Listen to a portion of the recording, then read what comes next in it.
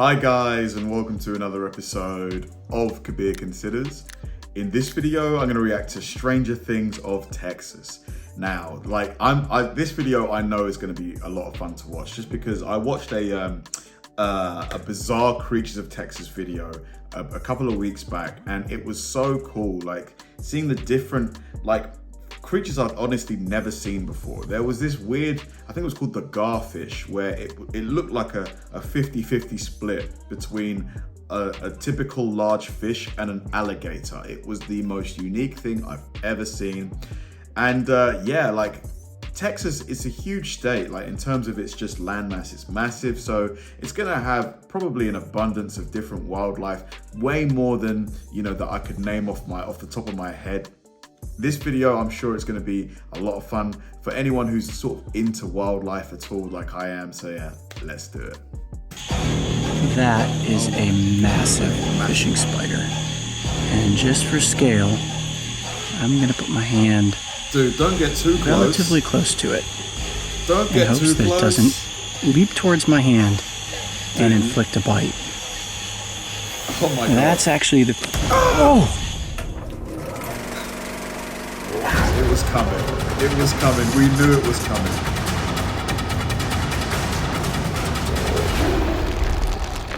All right, let's go.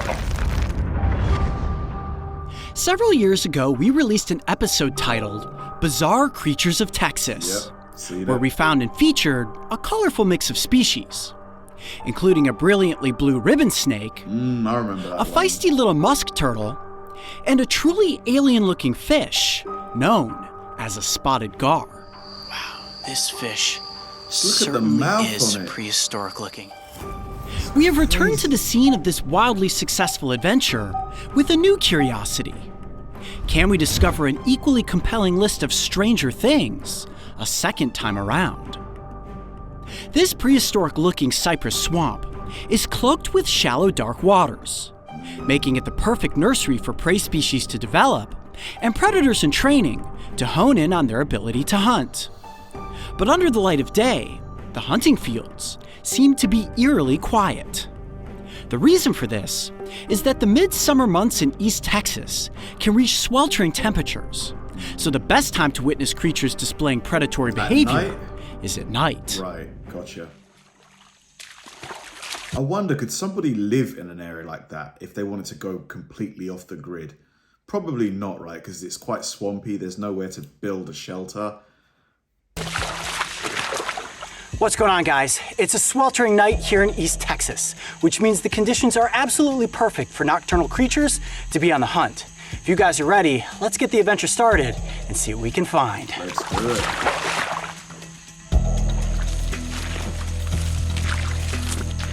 There's a lot of glowing eyeballs out there. It's really tough to tell what they are.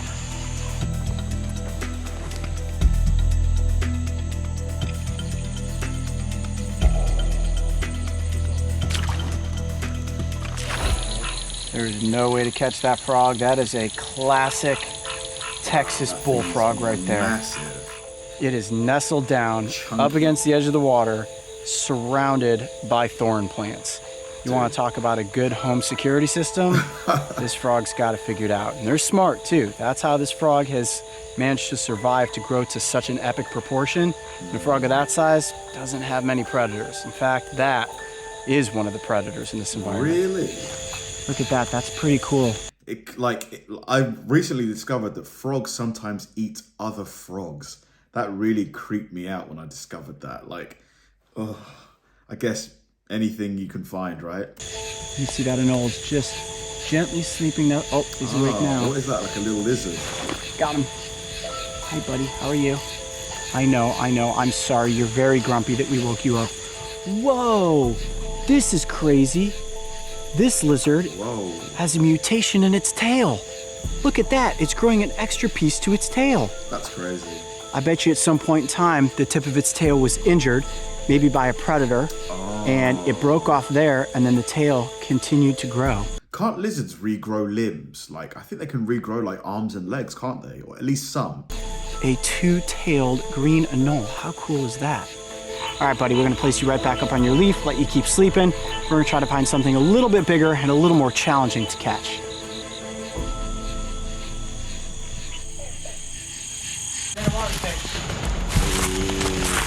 Nice. Look at that. Absolutely love this species. I'm at a slightly awkward angle here inside a patch of thorns, and where there's one snake, there could be others, and there could be others that are venomous. So I think we want to move up here into a slightly more controlled situation and take a better look at the banded water snake. Fantastic, good spotting, Trent. It's almost like it's evolved specifically, like the colors on its skin to blend in with the environment. Probably has. Now, when it comes to water snakes, my first intuition is that, okay, prepare because you're likely going to be struck at. And water snakes have a tendency to be rather bitey, despite the fact that they're non-venomous. You don't necessarily need to worry about that bite, but this snake is about as calm as it gets. Now, the thing that makes the banded water snake so unique is that beautiful banding that runs down the length of its body. And it looks as if the snake may have just recently shed its skin because it is velvety smooth to the touch. Absolutely beautiful. Now, this snake, unfortunately, is oftentimes misidentified for the venomous water moccasin or a copperhead. Obviously, the banding makes it look very much like its venomous counterparts, but this is a snake that you have no reason to fear whatsoever. Such a super cool. I mean, no reason to fear. Couldn't it wrap itself around your arm, though, and, like, stop the blood flow? I mean, it is quite a small snake. Like, does it get much bigger than this? Or is this a typical adult size for it? Snake. Now, one thing that I love about this snake is, look at the underbelly. Wow, it is. Look at that design. Gorgeous, how beautiful. Now, as compared to the Lake Erie water snake or the northern water snake, two species that I'm very familiar with, these are much more vibrant, and the decoration in their patterning is something that you never forget if you are somebody that truly appreciates snakes. All right, we're gonna place this guy right back down into the underbrush so he can continue hunting. We're gonna see if we can find something a little more dangerous. Oh my God, this guy. Oh, mate, no way. I'm sorry. I'm gonna approach this one very slowly. That is a massive fishing spider. Oh, God. And just for scale, I'm gonna put my hand. Could you imagine being asleep and you can feel something like itchy on your face, and you wake up and you see it's right on your face? Oh my God, I'd pass out immediately. Relatively close to it in hopes that it doesn't leap towards my hand and inflict a bite. That's actually the... that made me jump. That's actually the female. The male is a little bit further down. The females are much larger than the males, and that may very well be the largest fishing spider I have ever seen. She probably lives back up underneath this piece of bark. Let me see if I can gently coax her back out into the middle of the tree here, just a bit. There we go. Look at that. Now, even at this size, this spider is so lightweight that it is capable of running across the surface of water. Really try to think about that. Really? A spider that is that big, that is capable of running on water. That's crazy. If you had arachnophobia because of normal spiders, the fishing spider definitely is capable of giving some people nightmares. But what does it eat? Just bugs? It can't eat fish, surely. It's way too small to, unless we're talking about tiny little goldfish or maybe shrimp or something. Like, it's got to be insects. The good news is that the venom that this spider possesses is only powerful enough to kill small fish, maybe some tadpoles, maybe a baby frog. So it does eat at fish. the biggest. So I know it's called the fishing spider. Not necessarily an arachnid you should be terrified of. It's still pretty small. Tell you what though, being this close definitely gives me the EBGBs. All right, let's keep moving.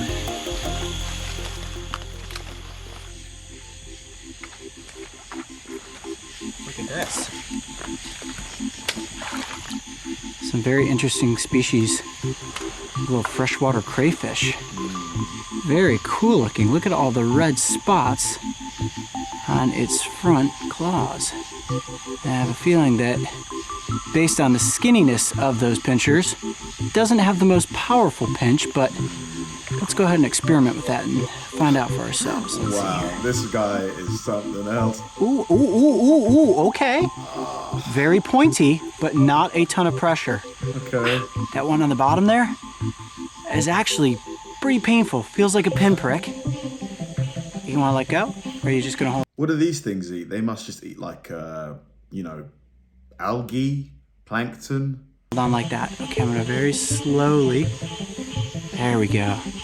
Well, it's got a noticeable pinch, but not anything that's going to cause any damage. But to the small little prey items that this crayfish is feasting after, running into those pinchers is definitely what would be considered a very, very bad night. All right, I'm going to place this little crustacean right back down into its hunting pool. We're going to see what else we can find.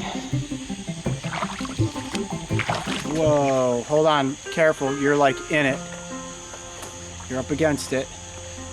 I am less than 1 foot from having walked straight into this massive orb weaver's web. Wow, the golden nature to this web may be the most elaborate that I have ever seen of its type, and the how do they even like create webs this large? Like it's really it's crazy, isn't it? That it attached itself all the way from there, all the way up there, and then female at the center of this amazing artistic orchestration is about as big as they get here in Texas. Wow. Now, as a human, if I had taken another step forward looking down at my feet, this would have completely encapsulated my entire head, and that spider would have been right almost on my face. Now, the good thing about this spider species is they very seldom bite, and even if you are bitten, the venom is very non-toxic if you are a human. But a spider of that size on your body, oh, it will make your skin crawl like there is no tomorrow. And there are multiple males hanging out in this web, all hoping that they get the chance to breed with this true queen of the Texas night. Wow. And any flying insect that ends up in this golden structure is doomed without question. Oh, look at this, she caught something. A little damselfly. Oh, buddy, it's over for you. I'm sorry. It's time to eat. Oh, here she goes. Ooh. A small meal, but a meal nonetheless. Look at it, just devouring it. I mean, she's just not wasting any time. She's just consuming that damselfly straight away. Wow. People that live in Texas, have you ever had like a big spider crawl through your window, or found one in your house? You must have, right? You must have. Or just people that aren't even from Texas, just Americans in general. Like, have you ever had one of those black widows? Those huge venomous ones. Like, what's the most dangerous animal you found in your house? Look at the way that her little tiny hooks on the front of her leg just allow her to easily move across that. Where's that noise coming from? Webbing. Wow. I'm gonna just go ahead and duck underneath that noise wasn't coming from the spider. The clearance of this and come on this side. Woo, buddy. That is one magical web right there. Watch yourselves coming through here. There's a big golden strand coming right across in front of you. That is impressive. There's a pretty good sized fish swimming around out here. That might be a largemouth bass.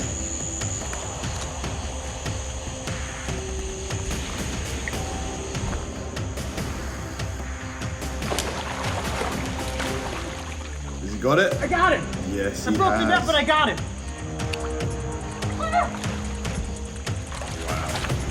How about that? I just caught a largemouth bass. Broke the net in the process, but got the bass. We gotta look at it really quickly because the fish like this cannot stay out of water for too much time. Wow, that is beautiful largemouth bass. A largemouth bass gets its name because of this very large mouth. They're capable of essentially just engulfing their prey with one big gulp. They suck the water and the prey into their mouth, and at night like this, these fish will come into the shallows and feast upon other small fish.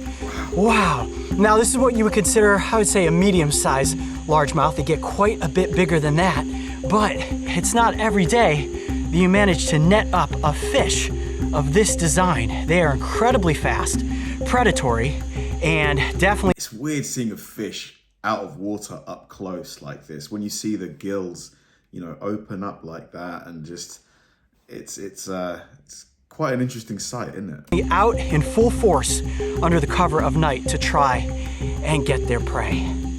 You guys said you wanted more fish on the Brave Wilderness channel, and we are delivering this year. All right, I gotta get this guy right back off and into the water.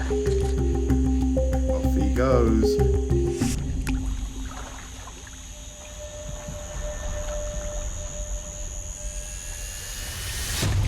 Kyle! What is that? We got a catfish. This is crazy. This is Dude, totally the night of the fish. He's finding all sorts of things in this tiny little patch. He's probably moved around quite a bit, but still, he's found so much. So that, I believe, is a juvenile flathead catfish. And the way you can tell the difference between these catfish species is actually the tail fin.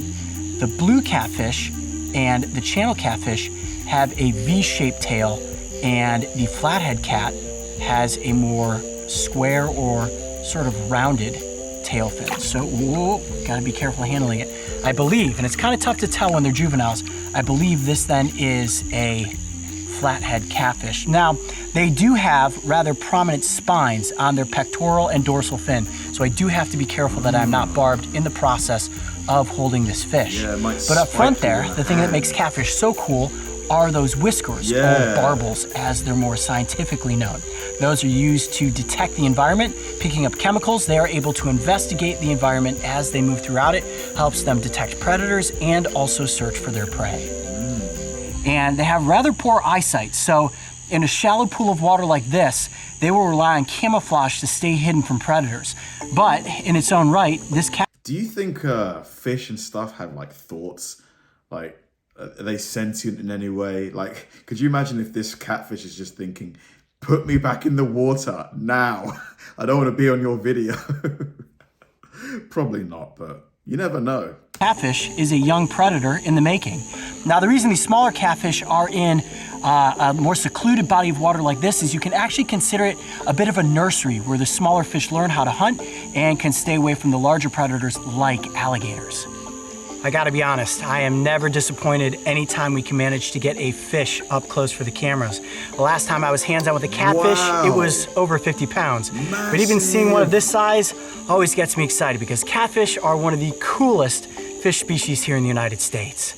Well, I would definitely say it was a rather successful adventure out here tonight into the swamps of Texas. We came across a variety of species, including the largemouth bass and a little juvenile flathead catfish. And the spiders. I'm Coyote Peterson. I'm super impressed with Coyote Peterson. He's super knowledgeable. Like the fact that he's able to quickly identify whatever species he comes across, and he knows exactly how to handle them.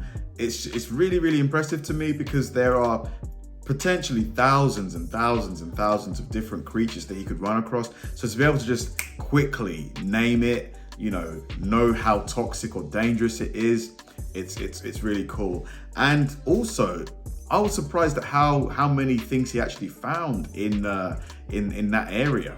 Like he might have been there for hours potentially, but you know, to be able to he found at least 6 things. And I'm sure if he spent more time out there, maybe explored a wider part of the area, he probably would have like maybe dozens and dozens of things. Like Texas definitely seems like somewhere that you find a lot of different creatures. Definitely want to visit there for sure. Thanks for watching, guys, and I'll see you in the next one.